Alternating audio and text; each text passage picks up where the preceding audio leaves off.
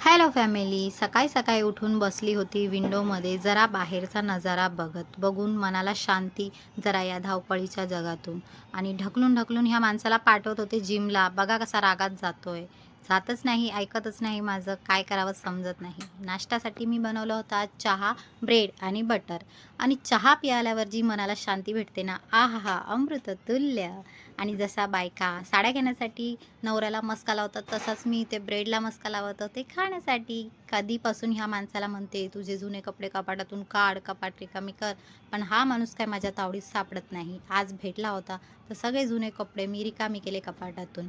आणि जेवणासाठी बनवलं होतं मी नाचण्याची भाकरी आणि टोमॅटोची चटणी. पण ह्या माणसाला खाताना पण एवढे फोन कॉल असतात की शांतीने 2 घास खायला पण होत नाही.